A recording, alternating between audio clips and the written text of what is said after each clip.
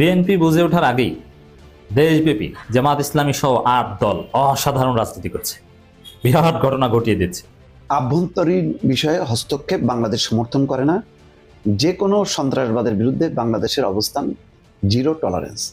এটা জাতীয় নিরাপত্তা উপদেষ্টা ডক্টর খলিলুর রহমান কলম্বো কনফারেন্স, সন্ত্রাস বিরোধী কলম্বো কনফারেন্স যেটা দিল্লিতে হচ্ছে, সেখানে তিনি বলে এসেছেন। এর মধ্যে কিন্তু অনেকগুলো ছোট্ট ছোট্ট ছোট্ট ছোট্ট কথা অনেকেই স্লিপ করে ফেলাইছে।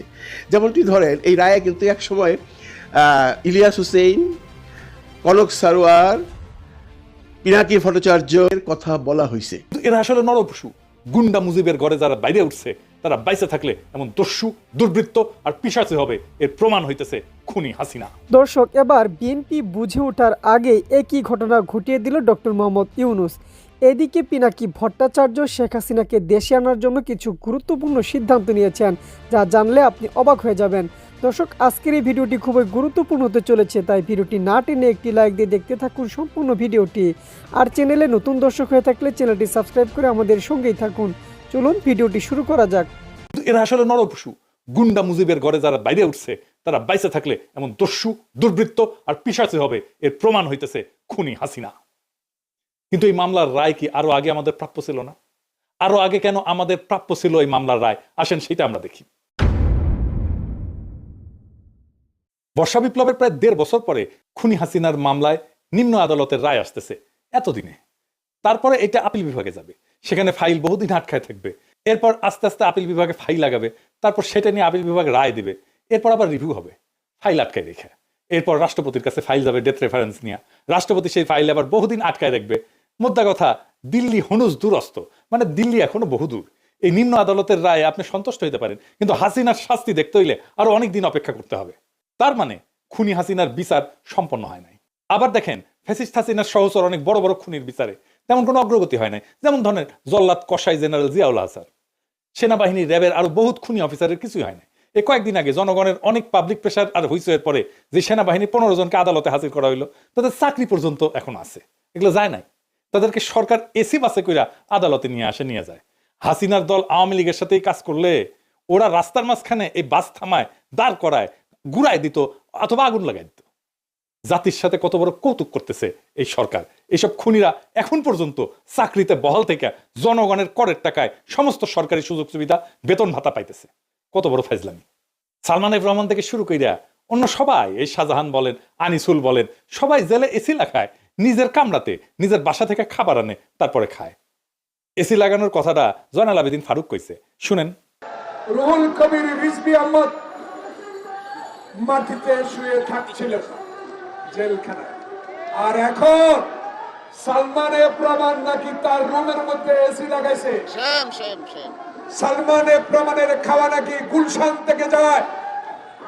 হাসিনার বহুত বড় বড় সহযোগী যারা আজকে দেশের বাইরে যে অন্তর্ঘাত চালাইতেছে, এই ওয়াকারের প্রত্যক্ষ সহযোগিতায় ৫ই আগস্টের পর দেশ থেকে পালা গেছে। ওবায়দুল কাদের, আরাফাত, আসাদুজ্জামান খান কামাল, ডিবি হারুন, জেনারেল মজিদ, এরকম অসংখ্য নাম আছে।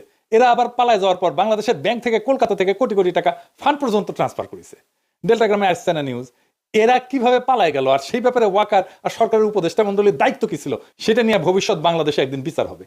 জেনারেল মুজিব যে ওয়াকারের জিম্মা থেকে পালায় গেল, কারো কোনো শাস্তি হয়েছে? হয় নাই।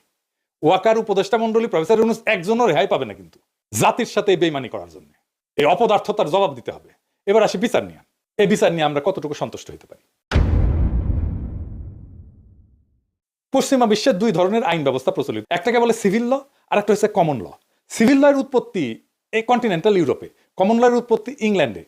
ইন্ডিয়া, পাকিস্তান, বাংলাদেশ সহ এই উপমহাদেশ English common law tradition follow করে আইনের ব্যাপারে। কিন্তু বাঙ্গু তো ভালো যে জিনিসই পাবে সেটার আগে পচায় ফেলবে, গু বানায় ফেলবে। কিভাবে পচায় ফেলছে সেটার কিছু উদাহরণ দিই। এই কমন ল, ইংলিশ কমন লর একটা মূল ফিলোসফি বা ম্যাক্সিম হইতেছে জাস্টিস ডিলেড, জাস্টিস ডিনাইড। দেরিসের বিচার মানে ইনসাফ না করা। এটা লিবারাল ইংলিশ স্টেটসম্যান উইলিয়াম গ্ল্যাডস্টোনের একটা উক্তি। যে কোনো বিচার প্রক্রিয়া যদি দীর্ঘায়িত হয়, তাহলে সেটা ভুক্তভোগী এবং আসামি 2 পক্ষের জন্য বিশাল অন্যায়, অনেক বড় অন্যায়। কিরকম অন্যায়?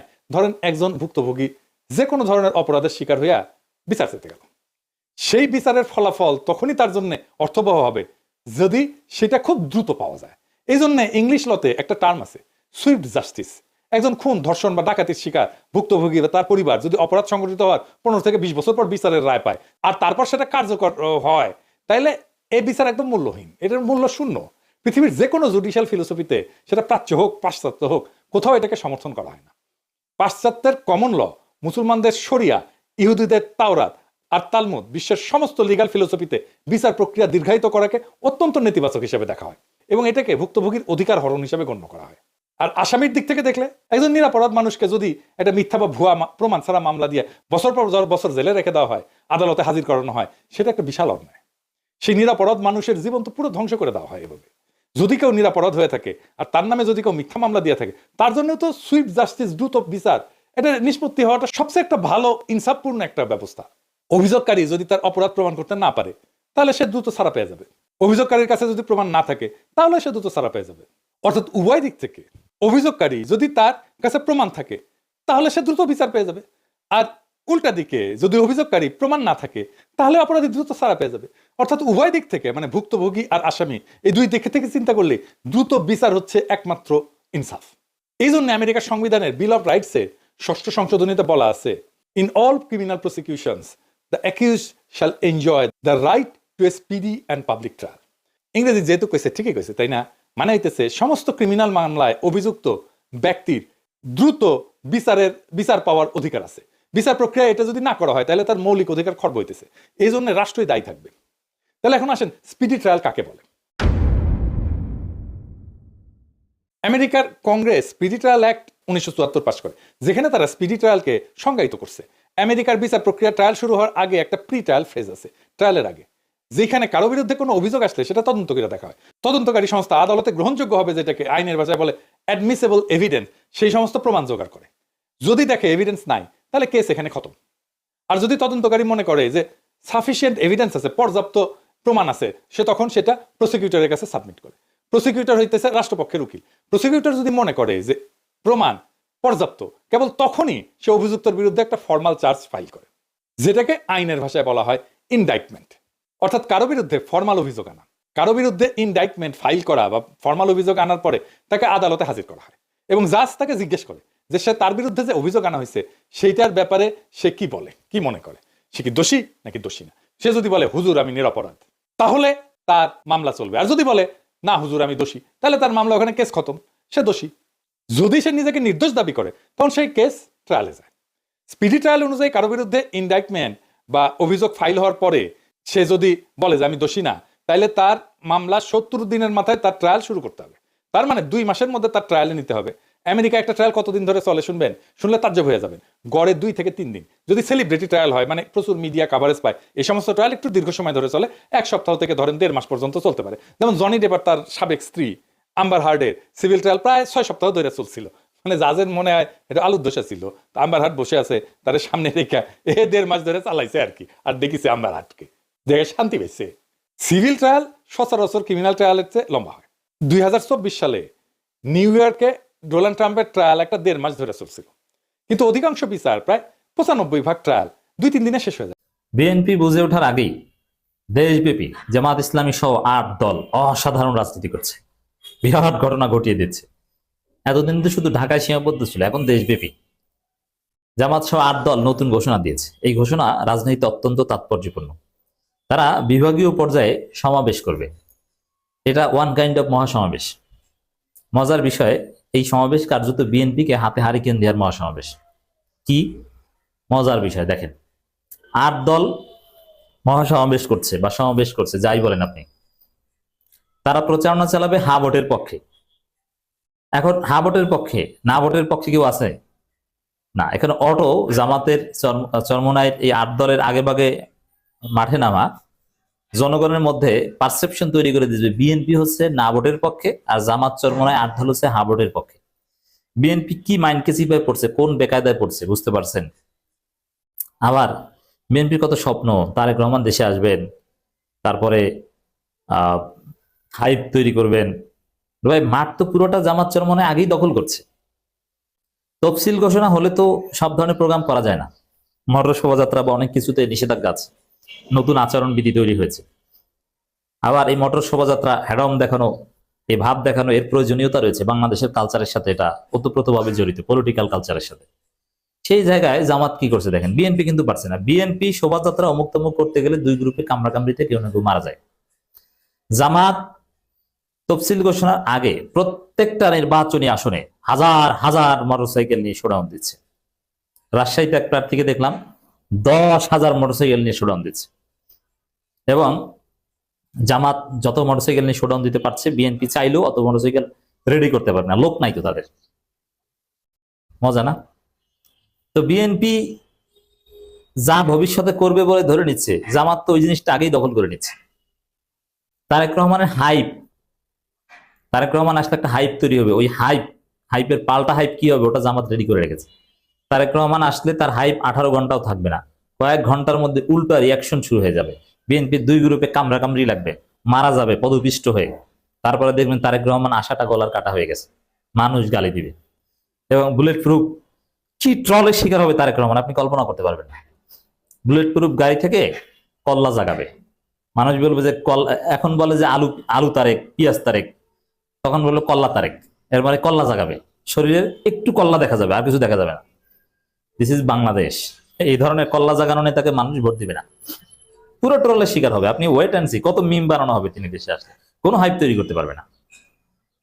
পরিস্থিতি জামাত চরমনে আগে দখল করে নিচ্ছে।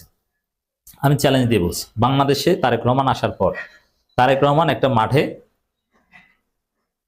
সমাবেশ করবেন, আর একটা মাঠে মিজানুর রহমান আজহারী সমাবেশ করবেন। মিজানুর রহমান আজহারীর সমাবেশে যে পরিমাণ লোক আসবে, তারেক রহমানের সমাবেশে তার 3 ভাগের 1 ভাগ লোক বিএনপি হাজির করতে পারবে না। আমি চ্যালেঞ্জ দিয়ে বললাম, তারেক রহমান খালেদা জিয়া দুইজনে মিলে গেলেও মিজানুর রহমান আজহারীর আকর্ষণে যে লোক আসবে, 3 ভাগের 1 ভাগ লোক তারা হাজির করতে পারবে না। অতএব তারেক রহমান হাইপ খেয়ে দেওয়ার একটা সহজ থিরুতে বললাম যে মিজানুর রহমান আজহারীর মাধ্যমে খেয়ে দিতে পারে। তারেক রহমান এসে অমুক লোক তমুক লোক, ওটা আজহারীকে মাঠে নামালে সব নাই হয়ে যাবে। আপনি জানেন আজহারী কি, তার আকর্ষণ কি? আজহারী কি কেউ 10% বলে না খাম্বা বলে? কিচ্ছু বলে না। আজহারীকে দেখার জন্য বিএনপির লোকজন, বিএনপি পরিবারের ছেলে মেয়েরা পাগল। তো দর্শক, এই পরিস্থিতিতে হা ভোটের পক্ষে প্রচারণা চালাতে 8 দল মাঠে নামছে বিভাগীয় পর্যায়ে দেশব্যাপী। এটা অটোমেটিক্যালি বিএনপিকে না ভোটের পক্ষে ঠেলে দিবে, পারসেপশন তৈরি করবে। বিএনপি অলরেডি তো জয়নুল আবেদীন ফারুক বলে ফেলেছেন যে না ভোট দিব, না ভোট দিতে আহ্বান জানিয়েছে। তো এই এক জয়নুল আবেদীন ফারুকের এই বক্তব্য, এটা কাটিয়ে বিএনপি উঠতে পারবে বলে মনে হচ্ছে না। এবং এটাই কাজে লাগাচ্ছে জামাত চরমনায় 8 দল। তারা এটা বলবে যে তারা তো না ভোটের পক্ষে, না ভোট বিএনপি, ওটা দিবেন না, হা ভোট জামাত চরমনায় ওইটা দিবেন। হা ভোট দাঁড়ি বা লাত পাকা, মজা না? বিএনপি কেমন বেকায়দায় পড়েছে বুঝতে পারছে।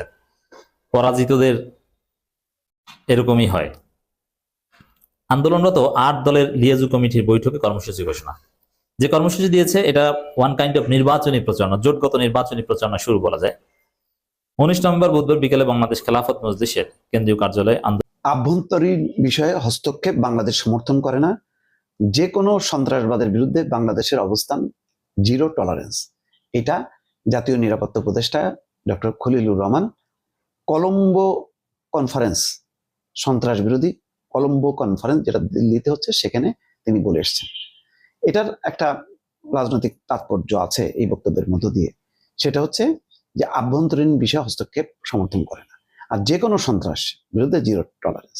রাজনৈতিক মানে এটার নানান ব্যাখ্যা হইতে পারে, কিন্তু এই কনফারেন্স, কলম্বো কনফারেন্স নামে যেটা নিরাপত্তা উপদেষ্টাদের সম্মেলন হচ্ছে, সেখানে আসলে বিষয়টা হচ্ছে বাংলাদেশকে একটা চাপ দেয়া হলো, এটা পরিষ্কার। যেটা বিভিন্ন সূত্র থেকে বলা হচ্ছে, এমনি বুধবারের জায়গায় মঙ্গলবার যাননি খলিলুর রহমান, অজিত দোভাল, যার সাথে সাথে বৈঠক হয়েছে, সেই বৈঠক তো চাপা দেওয়ার ব্যাপার না, সেটা প্রকাশ হয়েছে। ভারতের চাওয়া কি? ভারতের চাওয়া আর কিচ্ছু না। এই রায় দণ্ড এগুলোকে তারা মানে মূল্য দেয় না, এবং ভারতের সমস্ত রাজনীতিকরা এটা মনে করে যে শেখ হাসিনাকে ভারত কোনোভাবেই ফেরত দেবে না। ভারতের কৌশল কি? ভারতের কৌশল হলো, ঠিক আছে আমরা শেখ হাসিনার মুখ বন্ধ করাচ্ছি, এই করাচ্ছি, সব করাচ্ছি, তোমরা নির্বাচনটা করতে দাও এবং অংশগ্রহণমূলক করো। যেই অংশগ্রহণমূলক নির্বাচনের কথা 15 বছরে একবারও উচ্চারণ করেনি। এখন তারা খুবই সোচ্চার, কারণ জানে যে ভারত অত্যন্ত সূক্ষ্ম কূটকৌশলের একটা দেশ। তাদের কূটনীতি খুব চট করে, ওই ডাক্তার মোমেন সাহেব, ডক্টর পররাষ্ট্রমন্ত্রী ছিল, যে ভারতকে আমরা কি স্বামী স্ত্রীর মতন দেখি, তারপরে ভারতকে বলেছি যে কোনো মূল্যে শেখ হাসিনাকে ক্ষমতায় রাখতে হবে, এই ধরনের কথাবার্তা, ফাউল কথাবার্তা বলে না। তারা অত্যন্ত ধৈর্য নিয়ে অপেক্ষা করে, চরম বিপর্যয়ের মুখেও তারা অপেক্ষা দিন গুনতে থাকে। তো সেই দিনটা হচ্ছে যে কোনোভাবে যদি নির্বাচনে পুশিন করানো যায় আওয়ামী লীগকে, তাহলে তাদের এক ধাপ তারা এগুলো, কারণ তাদের মিত্র শক্তি বলতে আসলে কেউ নেই। মন্দের ভালো হইতে পারে জামাত অথবা বিএনপি, কিন্তু মন থেকে তারা আওয়ামী লীগকেই বিশ্বাস করে। এই জন্য জাতীয় দর্শক, সম্পূর্ণ ভিডিওটি দেখলেন, আশা করি বিষয়টি বুঝতে পেরেছেন। এ নিয়ে আপনার গুরুত্বপূর্ণ মন্তব্যটি অবশ্যই কমেন্ট বক্সে জানিয়ে দিবেন। ধন্যবাদ।